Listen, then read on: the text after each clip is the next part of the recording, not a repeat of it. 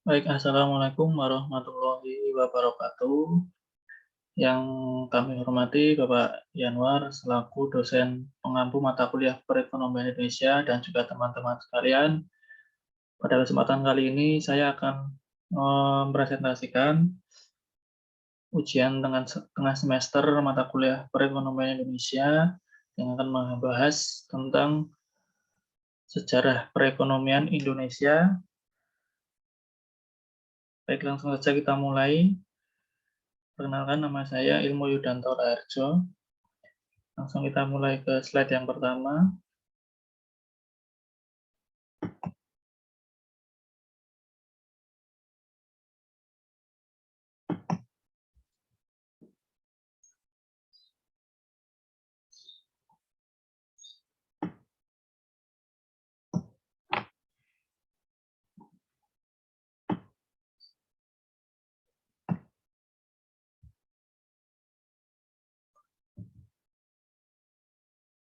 Ya, perekonomian Indonesia, yaitu Indonesia adalah negara yang memiliki letak geografis yang sangat strategis karena berada di antara dua benua, yaitu Asia dan Eropa, serta dua samudra, Pasifik dan India. Nah, posisi inilah yang menjadi jalur pelayaran perdagangan antar benua. Perdagangan saat itu mengenal sebutan jalur sutra laut, yaitu jalur Tiongkok dan Indonesia yang melalui Selat Malaka menuju India. Perdagangan laut antar India, Tiongkok, dan Indonesia dimulai pada abad pertama sesudah Masehi. Demikian juga hubungan Indonesia dengan daerah-daerah barat atau keseharian Romawi. Perdagangan di masa-masa kerajaan tradisional tersebut oleh Van Loon mempunyai sifat kapitalisme politik di mana pengaruh raja-raja dalam perdagangan itu sangat besar. Misalnya di masa Sriwijaya saat perdagangan Indonesia dari Asia Timur ke Asia Barat dan Eropa mencapai zaman keemasannya. Raja-raja dan para bangsawan mendapatkan kekayaan dari berbagai upeti dan pajak. Tak ada proteksi terhadap jenis produk tertentu karena mereka justru diuntungkan oleh banyaknya kapal yang lewat di daerah mereka. Nah, sejarah perekonomian Indonesia dapat dikelompokkan menjadi 4 masa. Yang pertama adalah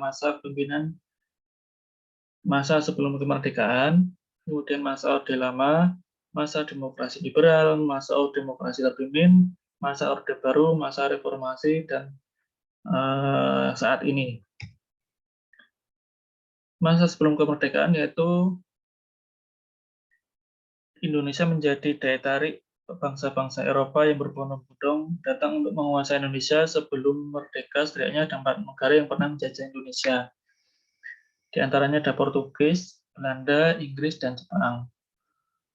Pada masa penjajahan Portugis, perekonomian Indonesia tidak banyak mengalami perubahan dikarenakan waktu Portugis menjajah tidaklah lama, disebabkan kalahnya oleh Belanda untuk menguasai Indonesia, sehingga belum banyak yang dapat diberlakukan kebijakan-kebijakan oleh Portugis.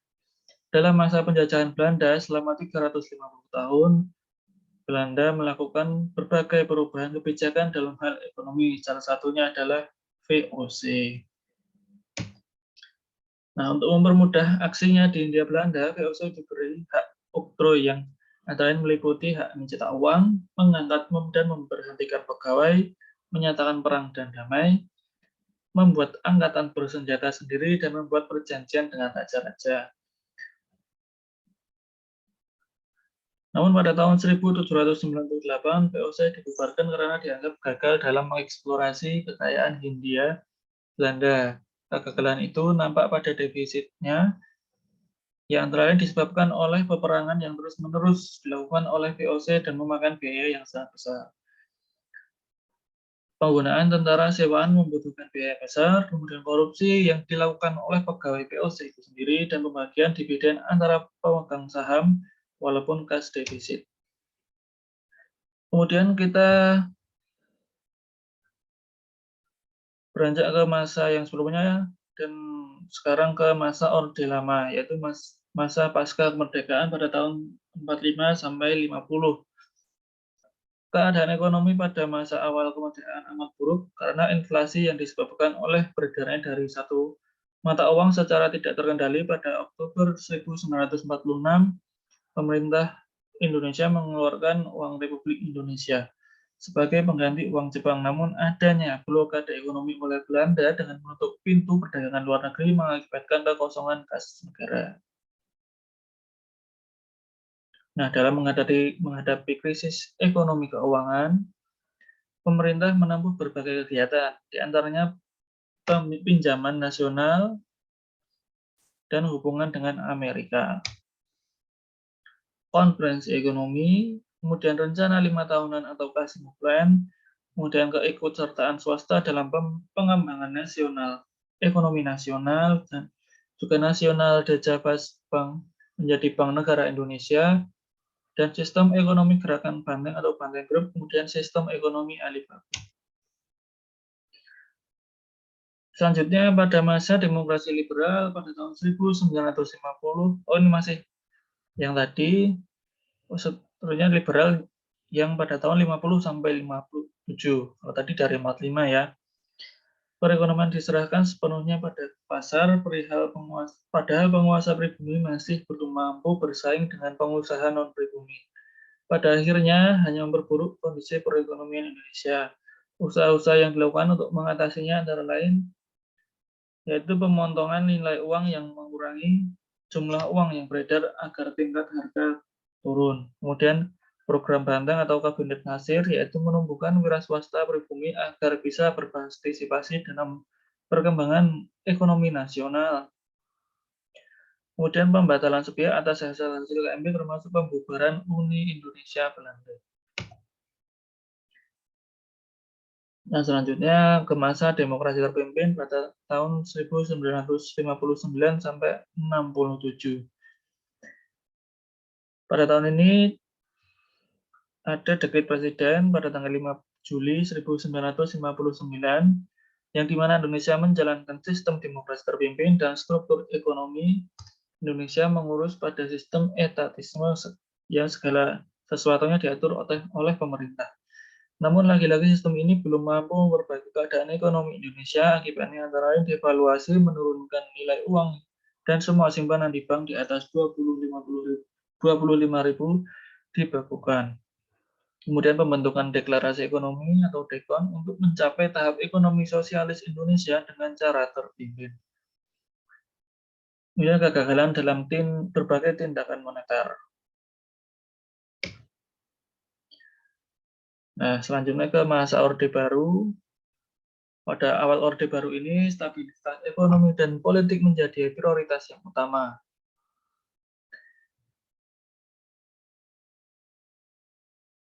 Kemudian kebijakan ekonominya diarahkan pada pembangunan di segala bidang, tercermin dalam 8 jalur pemerataan, yaitu kebutuhan pokok, pendidikan dan kesehatan, pembagian pendapatan, kesempatan kerja, kesempatan berusaha, partisipasi wanita, dan generasi muda.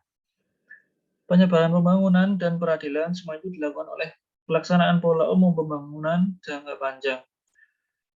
Hasilnya pada tahun 1984, Indonesia berhasil swasembada beras, penurunan angka kemiskinan, perbaikan indikator kesejahteraan seperti angka partisipasi pendidikan dan penurunan angka kematian, dan industrialisasi yang meningkatkan pesat.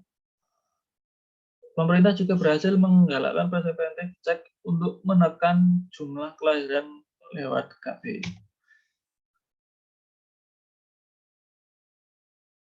Namun ada juga dampak negatifnya yaitu kerusakan serta pencemaran lingkungan, sumber daya alam, perbedaan ekonomi antar daerah, antar golongan pekerjaan dalam masyarakat terasa semakin tajam, serta penumpukan utang luar negeri. Di samping itu, pembangunan menimbulkan konglomerasi dan bisnis yang syarat dengan korupsi, kolusi, dan nepotisme. Pembangunan hanya mengutamakan pertumbuhan ekonomi tanpa diimbangi kehidupan politik, ekonomi, dan sosial yang adil. Sehingga meskipun berhasil pada masa ini, yaitu secara fundamental pembangunannya sangat rapuh akibatnya ketika terjadi krisis yang merupakan imbas dari ekonomi global, Indonesia merupakan dampak yang paling buruk. Harga-harga meningkat secara drastis, nilai tukar rupiah melemah dengan cepat, dan menimbulkan berbagai keacuan di segala bidang, terutama ekonomi. Nah, kemudian kita lanjut ke masa Orde Reformasi yang dipimpin oleh Presiden Megawati Soekarno Putri. Masalah yang dipecahkan adalah pemulihan ekonomi dan penegakan hukum. Kebijakan yang dilakukan untuk mengatasi persoalan ekonomi antara lain meminta penundaan utang sebesar 5,8 miliar US dollar pada pertemuan Paris Club ketiga dan mengalokasikan pembayaran utang luar negeri sebesar 116,3 triliun. Dan kebijakan privatisasi BUMN, privatisasi BUMN yaitu menjual perusahaan negara di dalam periode krisis dengan tujuan melindungi perusahaan negara dari intervensi kekuatan-kekuatan politik dan mengurangi beban negara. Penjualan tersebut berhasil menaikkan pertumbuhan ekonomi Indonesia menjadi 4,1%. Namun kebijakan ini menimbulkan kontroversi, yaitu BUMN yang diprivatisasikan dijual pada perusahaan asing. Masih di masa reformasi yang sekarang dipimpin oleh Bapak Presiden Susilo Bambang Yudhoyono, kebijakan kontroversialnya yaitu mengurangi subsidi BBM yang dilatar belakangi oleh naiknya harga minyak dunia. Anggaran subsidi BBM dialihkan ke subsidi sektor pendidikan dan kesehatan, serta bidang-bidang yang mendukung peningkatan kesejahteraan masyarakat.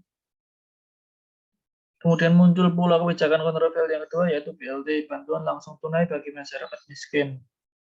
Namun BLT kebanyakan tidak sampai ke tangan yang berhak dan membaginya juga banyak menimbulkan masalah sosial.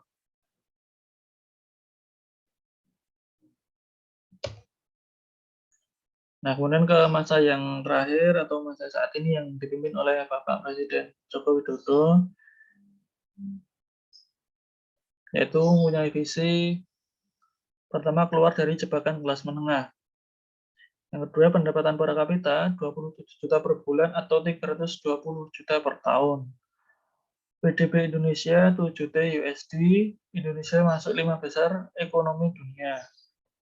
Kemudian produktivitas inovasi mendobrak rutinitas dan optimalisasi bonus demografi. Membangun SDM unggul ditopang ekosistem politik dan ekonomi yang kondusif.